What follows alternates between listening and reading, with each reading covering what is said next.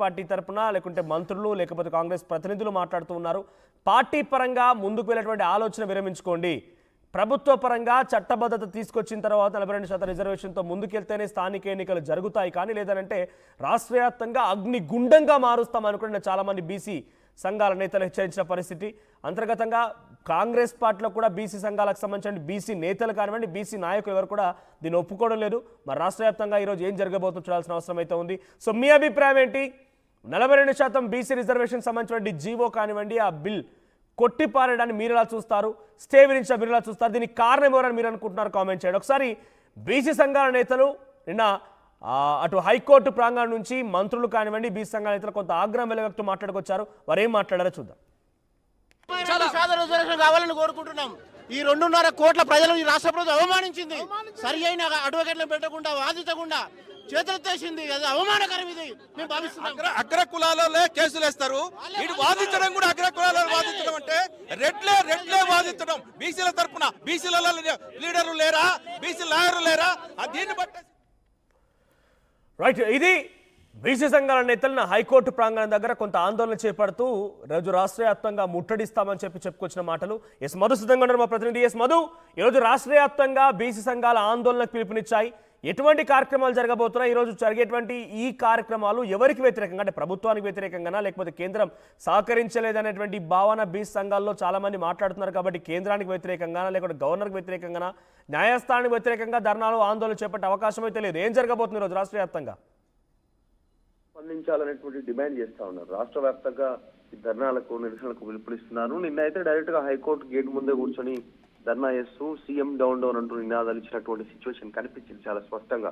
High court తీర్పుతో స్థానిక సంస్థల ఎన్నికలకు బ్రేక్ పడింది కాబట్టి సో కావాలనే రిజర్వేషన్లు ఇస్తున్నాము అని చెప్తుంది అగ్రవర్ణాలే, వాటిని కోర్టుల్లో ఆపుతుంది అగ్రవర్ణాలే, రెడ్డిలే. మళ్ళీ బాధితులమని చెప్పుకుంటుంది కూడా రెడ్డిలే. సో ఇక్కడ అసలు బీసీల విషయంలో ఘోరంగా అన్యాయం చేస్తా ఉన్నారు. కావాలని బీసీల జీవితాలతో ఆటలాడుతున్నారు, నోటికాడి ముద్దను గుంజేస్తున్నారు అనేటువంటి ఒక అభిప్రాయాన్ని బీసీ సంఘాల నాయకులు వీళ్ళంతా ఓపెన్ గా స్టేట్మెంట్ చేస్తా ఉన్నారు. సో ఈ అంశానికి సంబంధించి ఇమ్మీడియట్ గా సీఎం స్పందించాలి, లేదు అంటే మాత్రం భారీ మూల్యం చెల్లించక తప్పదు రాష్ట్ర ప్రభుత్వం అనేటువంటి ఒక వార్నింగ్ ఇచ్చారు. ఇప్పటికి బీసీలకు 12% రిజర్వేషన్లపై హైకోర్టు స్టే ఇచ్చింది. కాబట్టి ఇది కావాలనే బీసీలను మోసం చేసేలాగా, వాళ్ళను అన్యాయం చేసేలాగా ఇలాంటి జీవోలు ఇచ్చింది. దానికి సంబంధించి ఒక క్లారిటీ లేదు ప్రభుత్వం దగ్గర అనేటువంటిది బీసీ సంఘాలు ఆరోపణలు చేస్తా ఉన్నాయి. చూడాలి ఎక్కడి వరకు వెళ్తుందో. మన నెక్స్ట్ ప్రభుత్వము కౌంటర్ దాఖలు చేసేటువంటి అవకాశం ఉంది ఈ 4 వారాల లోపల. ఆ అంశంలో ఎట్లా ముందుకు పోయే అవకాశం ఉంది అంటే, స్థానిక సంస్థల ఎన్నికలైతే ప్రస్తుతానికి బ్రేక్ పడినట్టే. ఇంకొక 2 నుంచి 3 నెలల వరకు స్థానిక సంస్థల ఎన్నికలు ఉండేటువంటి సిచ్యువేషన్ లేదు అనేటువంటిది కనిపిస్తా ఉంది. నిన్న పిసిసి చీఫ్ మహేష్ కుమార్ కూడా ఆర్టీవీతో మాట్లాడుతూ కూడా ఇదే అన్నారు. కాబట్టి వీటన్నిటిపైన బీసీ సంఘాలు తీవ్రంగా ఆగ్రహంగా ఉన్నాయి. రాష్ట్ర బంద్కు పిలుపునిస్తా ఉన్నాయి, నిరసనలు వ్యక్తం చేస్తా ఉన్నారు. ముఖ్యమంత్రి రెస్పాండ్ కావాలి, ప్రెస్ మీట్ పెట్టాలి, క్లారిటీ ఇవ్వాలి, ఎందుకు ఇలా జరిగింది, నెక్స్ట్ ఏం చేయబోతా ఉంది రాష్ట్ర ప్రభుత్వం అనేటువంటిది వివరణ ఇచ్చేంత వరకు బీసీ సంఘాలు నిరసనలు చేసేటువంటి పరిస్థితి కనిపిస్తా ఉంది. Manoj. Right, thank you Madhu. So మొత్తంగా ఈరోజు రాష్ట్ర వ్యాప్తంగా బీసీ సంఘాల ఆందోళన చేపట్టే అవకాశం కనబడుతుంది. రాష్ట్ర ప్రభుత్వం యొక్క 1-2 చిన్న తప్పిదాలతో పాటుగా అటు కేంద్ర ప్రభుత్వం సహకరించకపోవడం, గవర్నర్ ఆమోద ముద్ర వేయకపోవడం, ఈరోజు నిన్న ఏకంగా హైకోర్టు యొక్క తీర్పుకు వ్యతిరేకంగా హైకోర్టు పరిసర ప్రాంతాల్లో ఆ గేటు ముందే ఆందోళన చేపట్టారంటే ఈరోజు రాష్ట్ర వ్యాప్తంగా ఎటువంటి పరిస్థితులు ఉండబోతుందని చేసుకోవచ్చు. ఈరోజు రాష్ట్ర వ్యాప్తంగా అగ్నిగుండంగా మారబోతుందని బీసీ సంఘాల నేతలు చెప్తున్నమాట. సో మీ అభిప్రాయం ఏంటి? ఈ యొక్క 42% రిజర్వేషన్ బిల్లుని ఇప్పుడు జీవోని లేకపోతే ఆ బిల్ని పెండింగ్లో ఉంచడం గవర్నర్, తర్వాత జీవోని తీసుకొని జీవోపై స్టే విధించడాన్ని, ఎన్నికల నోటిఫికేషన్ పైన స్టే విధించడాన్ని మీరు ఎలా చూస్తారు? మీ అభిప్రాయాన్ని కామెంట్ చేయండి.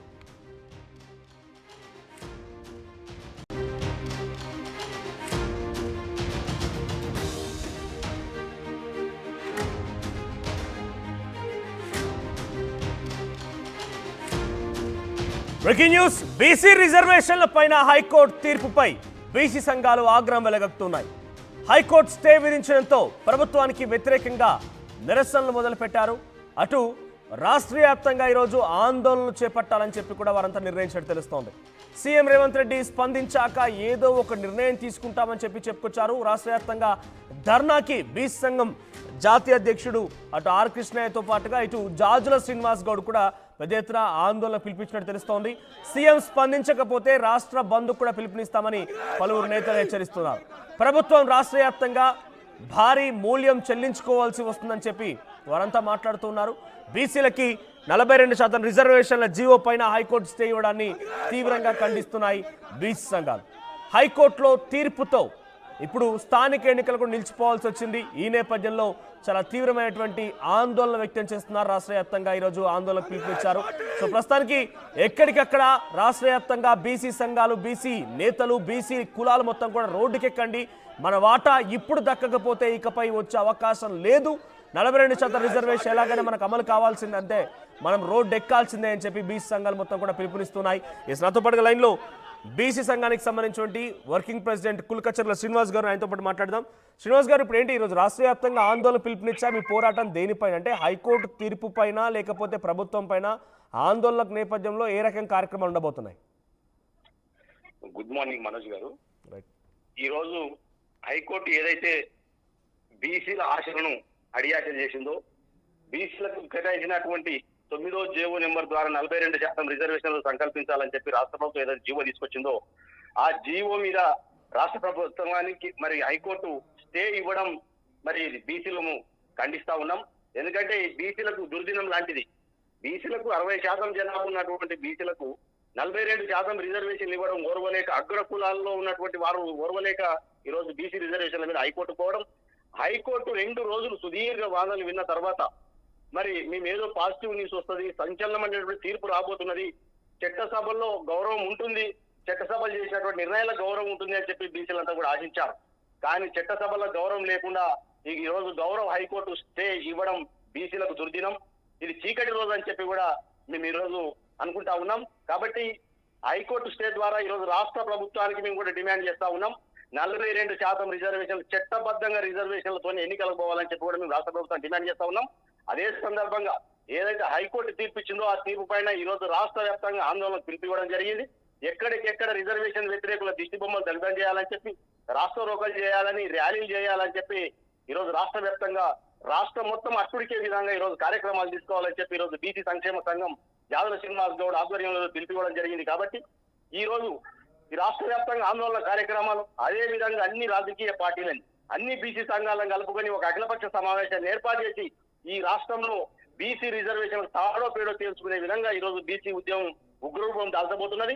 కాబట్టి ఈ రోజు రాష్ట్ర బంధు పిలిపివ్వాలని చెప్పి నిన్న మేము అనుకున్నాం. కానీ అన్ని వర్గాలతో చర్చించిన తర్వాతనే, అన్ని సంఘాలను కూడగట్టుకొని చర్చించి ఐక్యంగా ఒక జేఏసీగా ఏర్పడి ఈ రాష్ట్రంలో బీసీ ఉద్యమాన్ని నిర్మించడానికి పూనుకున్నట్టు ఉన్నాం మనోజ్ గారు. రైట్. అంటే ఇప్పుడు కోర్టుకు వ్యతిరేకంగా నిరసనలు ఉండబోతున్నాయా, ప్రభుత్వం వ్యతిరేకంగా? పోరాటం దేనిపైన? కోర్టుల పైన మనం నిరసన వ్యక్తం చేయడం తగదేమో కదా, మీరు పోరాటం ప్రభుత్వం పైన చేస్తున్నారు. అయితే కోర్టు కూడా ఎప్పుడో పాత చట్టాలను అడ్డం పెట్టుకొని, పాత సుప్రీంకోర్టు ఎప్పుడో ఆదేశాలను అడ్డం పెట్టుకొని కోర్టు స్టే చేయడం తగదు. అదే సందర్భంలో ప్రభుత్వం కూడా నిర్ణయాలు తీసుకోవడంలో కూడా చట్టబద్ధంగా కల్పించేట విషయంలో కూడా జాగ్రత్తలు తీసుకోక